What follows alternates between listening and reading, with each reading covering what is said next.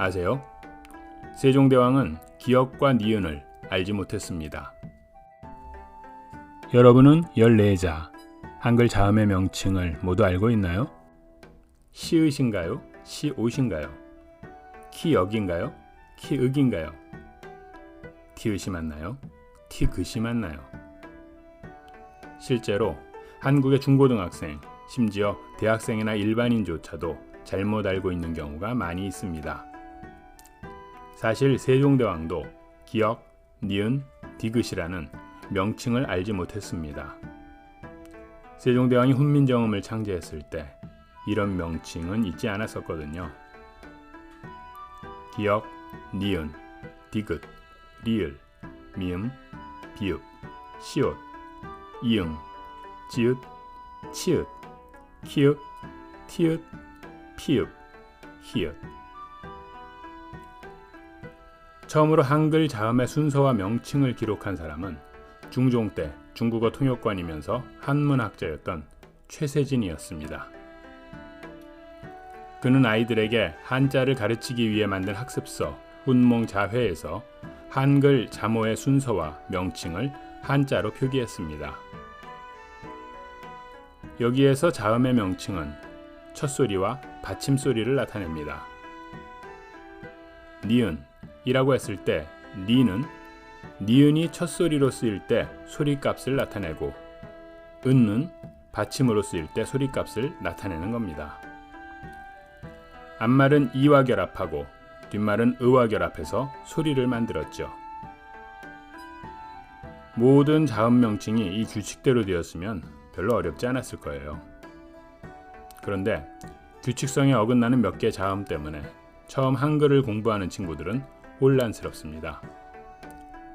기역, 디귿, 시옷의 세 글자가 혼란의 주범입니다.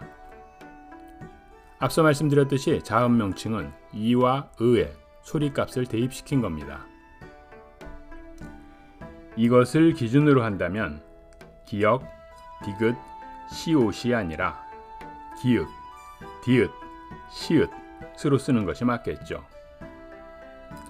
하지만 당시에는 윽, 읒, 읒의 발음을 나타내는 한자가 마땅치 않았어요. 그래서 기역의 경우 윽 대신에 역을 썼고 디귿은 끝 말자의 뜻 부분을 차용하여 긋으로 표현했습니다. 그리고 시옷은 옷의의 뜻 부분을 옷이라는 소리로 나타낸 거죠. 그래서 기역, 디귿, 시읒은 부득이 기역, 디귿, 시옷이 된 것입니다. 외국인이든 제외 2세든 처음 한글 공부를 시작하는 친구들에게 있어서 자음의 명칭을 기억하는 것은 제법 어려운 과정이죠. 그런데 실제 그 명칭의 쓸모는 별로 없어요. 지금 우리가 알고 있는 자음의 순서도 실제로 세종대왕이 만들었던 것과는 다릅니다. 한글이 과학적인 문자라고 하는 이유는 글자 모양의 발성기관의 모습이 반영되어 있기 때문인데요.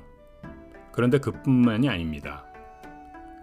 세종대왕이 만든 훈민정음은 발음 방식에 따라서 어금니 소리, 혀소리, 입술 소리, 이소리, 목구멍 소리로 구분합니다.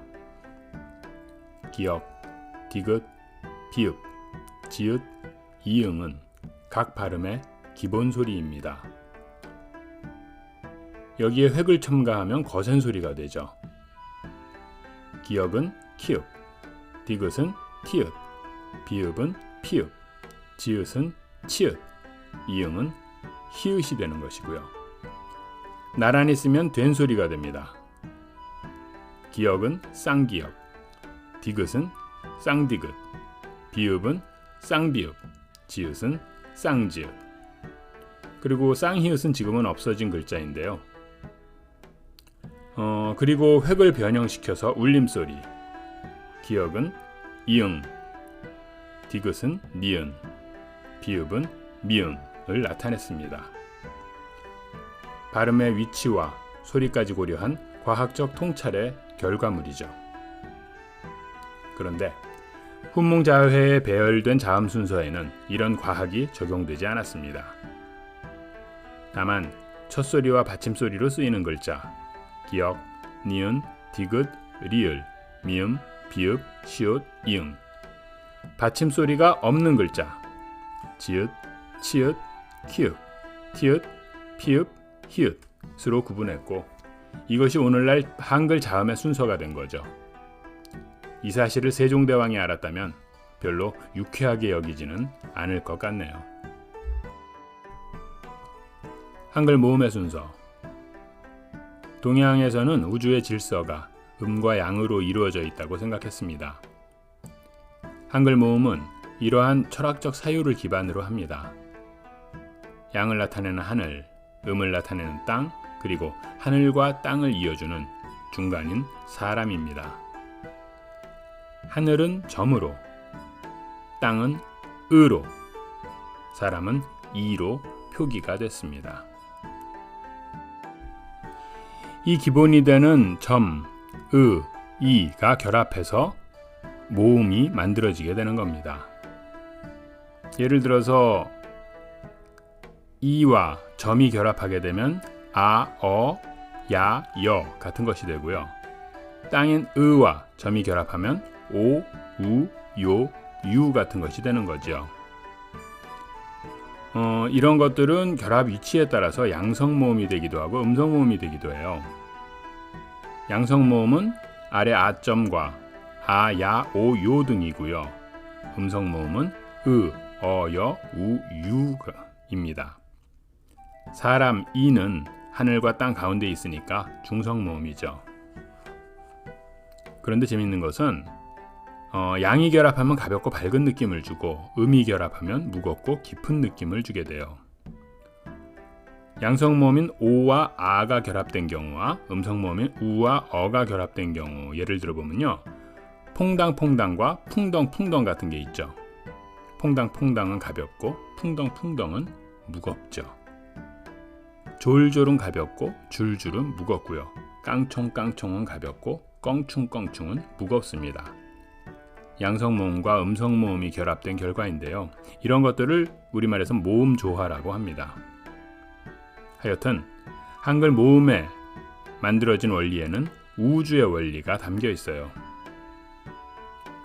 그런데 훈몽자회에서 배열한 모음 순서는 아, 야, 어, 여, 오, 요, 우, 유, 으, 이이고요. 이것이 지금 쓰이고 있어요. 음양사상이나 단모음, 이중모음을 구분한 훈민정음의 발상과 의도가 반영되어 있지를 않죠. 한글을 아침문자라고 불렀어요. 하루 아침이면 배울 수 있는 글이라는 뜻이죠.